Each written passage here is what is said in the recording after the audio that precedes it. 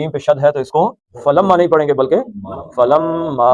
جہزا جیم پہ بھی شد ہے تو اس کو جہزا جہازا نہیں پڑھیں گے جہزا جہازہم جہازی. اچھا میں ایک بات بتانا چاہ رہا تھا کل میرے ذہن میں آئی تھی، یہ ہم بار بار مد اصلی کہتے ہیں تو یاد رکھیے گا بنیادی طور پہ تجوید کے جو اصول ہیں اس میں زبر زیر اور پیش ان کو کیا کہتے ہیں؟ حرکات. ایک حرکت اصل کیا ہے؟ ایک حرکت ہے آ ای او ایک حرکت ہے. کھینچنے کو کہتے ہیں مد، کھینچ دینا لمبا کر دینا. جو مد کھینچنی ہے نا جی وہ کھینچنے کے لیے دو چیزیں درکار ہیں، زبر کے ساتھ الف، زیر کے ساتھ یہ اور پیش کے ساتھ واو. تو یہ دو حرکتیں بن جائیں گی، ایک حرکت پیش کی ایک حرکت واو کی. او سے او، ای سے ای، ایک حرکت زیر کی ایک حرکت یا کی، ایک حرکت زبر کی ایک حرکت الف کی. آ سے آ. تو اصل جو کھینچنا ہے وہ ایک حرکت ہی ہے، یعنی ایک حرکت سے ایک حرکت کھینچ کے دو حرکتیں بنا دینا، اس کو کہتے ہیں مد اصلی. یعنی اصل جو کھینچنا ہے وہ یہی ہے، آ سے آ، او سے او، ای سے ای، دو ہی ہیں بس. اب اس میں جو مزید اصول شامل ہو جاتے ہیں، یعنی کہ مد اصلی آ گیا ہے، آ لکھا ہوا تھا اس کے بعد حمزہ آ گیا.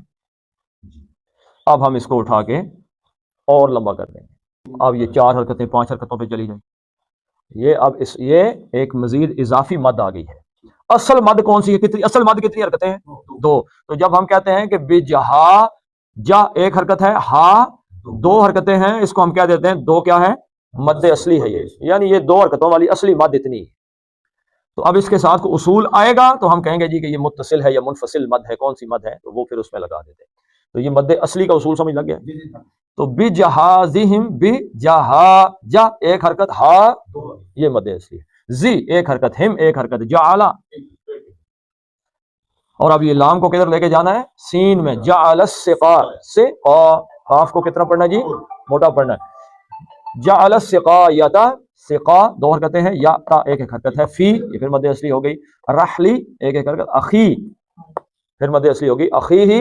ثم میم کو پھر آپ نے کھینچ کے پڑھنا ہے، ثم اذن زال کو بھی تھوڑا سا ہو گیا، اذن مؤذن مؤذن آیا ہے اور اس کے آگے کیا آ گیا؟ حمزہ آ گیا. تو یہ مؤذن نہیں پڑھیں گے بلکہ نون کا اظہار کر دیں گے، مؤذن. ایتو ایا یا کو بھی تھوڑا سا مد کے، یا کا مصدر کیا ہے؟ زبان کا تعلق کے ساتھ لگنا، ایتو اس کو تھوڑا دبا کے، ایتو حل عیرو